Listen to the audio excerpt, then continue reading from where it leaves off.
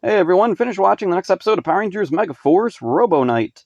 The Rangers are on a field trip with Mr. Burley. Up on the villain's spaceship, Admiral Malcor has located two mutants on Earth created from toxic sludge. He sends Vrak down to recruit them to their side. Vrak takes Zombats along for some reason. Noah and Emma happen across an abandoned factory that's leaking what appears to be toxic waste. Back with the rest of the class, someone has found what appear to be Bigfoot tracks. After all these years of watching Power Rangers, it's finally brought up something I'm autistically familiar with. Genuine Bigfoot tracks shouldn't be this close together, unless it's a juvenile of the species. Its stride length would cause them to be much further apart. The shape is also highly questionable. The prints are too neat, too uniform, and there's only two. There should be more. Unless this is one of those Bigfoots that teleport, and since teleportation does exist in this universe, I guess that's a valid assumption. Also, the toes are different lengths when they should be symmetrical to each other, so either these are fake or this Bigfoot suffered some kind of toe injury in its life. Why doesn't Mr. Burley try to make some plaster casts? Maybe he'll return to make some later. Back to the show, Jake insists Bigfoot isn't real. Nah, there is no such thing. Bruh, a big metal head and his robot buddy gave you superpowers to fight aliens. You fought multiple aliens. Some of them you fought with giant willpower-powered robots. Why is Bigfoot such a stretch? In our world, the real world, yes, Bigfoot is a bit hard to grasp as real. In Power Rangers, though, this is on the same level as the lady from Lightspeed Rescue who said there was no such thing as monsters in an episode that connects to not only its own season, but all that preceded it. At the school, the Rangers analyze a sample of the toxic waste Noah and Emma got earlier. Jake continues to insist there's no such thing as Bigfoot. Monsters are a fact of your life. This would be like if I said cats aren't real. Vrak, meanwhile, meets with the mutants and successfully convinces them to join the bad guys against the Rangers. Vrak has his weird alternate armor on, still not sure why that's a thing.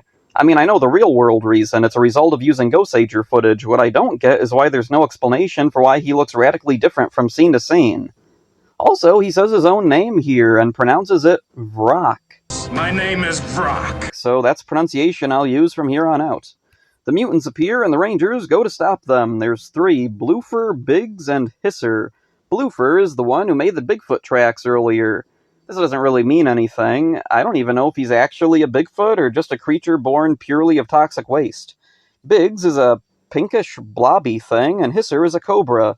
They battle the Rangers, and Hisser covers them with slime and mud that saps their strength. Suddenly, from out of nowhere, a mysterious armored being appears.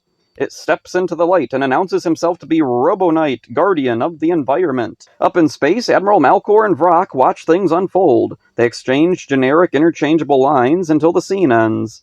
This reminded me of how Masked Rider would handle scenes of Count Dragon and his minions. They'd all just spout whatever fit the time they had on screen, but it wouldn't be relevant. It would all just be generic lines that they could fit anywhere. Definitely not a good sign that this show is reminding me of Masked Rider. The Rangers shake off the slime and return to battle. Bloofer and Biggs retreat to recharge, leaving Hisser behind. Robo Knight defeats Hisser and the Rangers thank him. Vrak sends out Zombats and Hisser grows. Why did Vrak take Zombats with him earlier if he was just going to take them back to the ship? Whatever. I guess maybe he just likes keeping them around just in case. Hisser transforms into a tank for some reason. Alright. Robo Knight transforms into a Zord. Alright. He defeats Hisser. The Rangers ask him who he is. Noah says he didn't know robots could turn into Zords. Are Zords not robots? Troy holds out his hand to Robo Knight, but the mysterious being just walks away. For the first time since the premiere, the Rangers go inside the command cave and ask Gosei what he knows about Robo Knight. Gosei explains that he created Robo Knight long ago to defend the environment. After being in hibernation so long, he's lost some of his memory. This episode is all over the place in focus. It's pretty messy. However, it's also pretty fun. There's still an overuse of Sentai footage, but there's a decent amount of original stuff too. My biggest problem with this episode is all the stuff that goes nowhere. From what I recall, it never goes anywhere. The pollution from the toxic waste, it creates monsters, and nothing is done about it.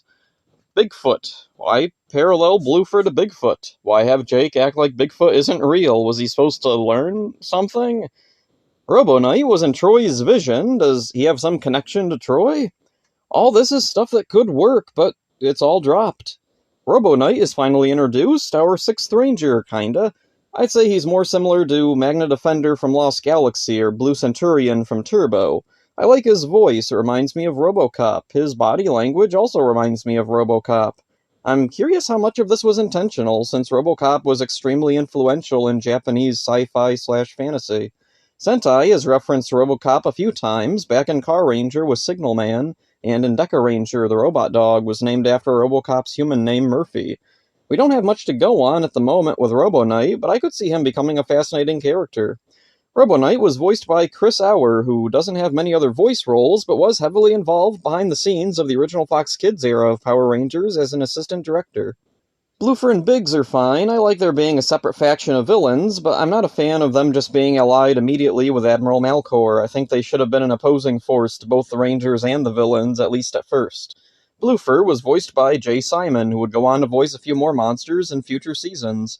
He's a pretty popular actor and has been in a lot of things, but nothing I'm that familiar with. He provided voices for a ton of video games, including a Driver one. Biggs was voiced by Charlie McDermott, who previously voiced General Crunch in RPM. Despite the issues, this episode is fast-paced with a lot of fun action and characters.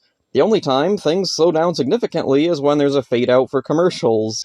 This isn't so bad, but what is Hisser repeating the same line he had before the fade-out. Now my slithery, slathery slime will finish you off forever! Now my slithery, slathery slime will finish you off forever!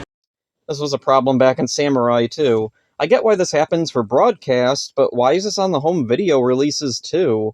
Why do I need to hear the same line twice in a row? It feels like it's either laziness on the part of whoever kept this on the DVD, or laziness on the part of the crew to fill up time. So that's it for this one, hope you enjoyed it. See ya. I didn't know Zords could turn into robots. I didn't know robots could turn into Zords.